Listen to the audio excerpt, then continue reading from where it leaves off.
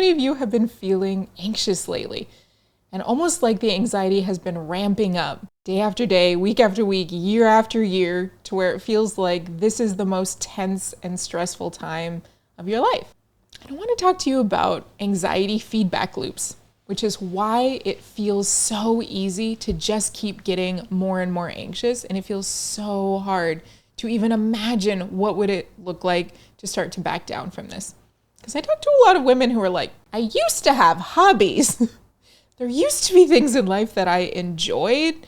I feel like at one time in my life I had fun. There were particular people that I could feel joy with and really be in the present moment. And it just feels so inaccessible right now. I don't know what happened. A lot of that is because we're getting stuck in anxiety feedback loops. So the way that that works is, first, some kind of stimulus comes in. Something happens. Like we get that news story that we see on TV or coming across our feed as we're scrolling, or someone makes a negative comment on a post that we made, or a negative comment in real life, or we get into a fight with our partner, our parents, anything like that. And so we get that assault to our nervous system and it feels like a threat. And so our anxiety, our fear comes up in that moment and is like, I'm going to meet this challenge. And then we start to create a story behind it. We start to tell ourselves why we're feeling anxious. It's a way that we find grounding and stability and make sense of our experiences in this life. We tell ourselves stories about what's happening. It does help us to feel like we have some kind of a grasp on it if we can explain it. So something comes in, like imagine it's just a news story. I've been hearing about this a lot lately. People feeling really stressed about the news. And you go, oh God, not again. I knew this was gonna happen. We're heading into a dictatorship. It can get really intense. It's like my rights are being stripped away. Whether it's someone that I know, they might not have their rights, I might not. For our trans brothers and sisters, it's like they don't even have a right to exist anymore. This is horrible. And then we might even have a fear for our physical safety. And that's kind of where it starts to ramp up as well and get even more intense. So step one is something comes in. Step two is we start to make a story. And as we start to make a story, I knew it, the world is going to hell in a handbasket. That makes our anxiety ramp up even more. We're getting even more anxious because of the story we're telling ourselves. And then when we're even more anxious, then the story needs to kick in and justify this new higher level of anxiety. So that's when the story gets even more intense. It's like my physical safety is going to be at threat. I don't know if I can even talk to my neighbors anymore. I don't feel safe having any kind of political sign in my yard or any post on my feed or anything. It's like people are going to attack me. And then the anxiety gets up there. And then we're even more stressed, and then we have to tell ourselves another story that matches that even higher level, and it goes higher and higher and higher, and it just doesn't come back down.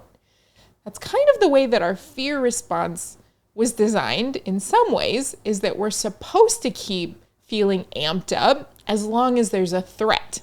But human beings are the only ones on this planet who make ourselves perceive a threat because of the stories we're telling ourselves. And our mind is hardwired to focus on those threats. It's not going to, on its own, just be like, I have a roof over my head and all of my bills are paid. And nobody's shooting at me right now. And I actually had a really lovely breakfast this morning. Our brain doesn't kind of naturally go to those places. So that's where we need to consciously take our brain and direct it toward the things that feel safe so that we don't end up in that up and up and up feedback loop of feeling worse and worse all the time. And one good way to get out of the anxiety feedback loop is to engage with creativity.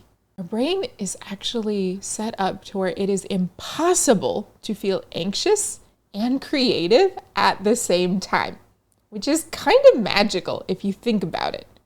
Because if we can get our higher selves in there to be like, hey, wait a minute, I'm in massive suffering right now. This is not the way I want to live. I need to do something. Let me insert another action into this loop to kind of break the chain and help it to not just keep reinforcing itself and getting worse and worse. Let me do something creative. Can be a really good way to get in there and interrupt that pattern. So think about what kind of creativity might feel accessible. And it doesn't have to be pretty. It doesn't have to be market worthy.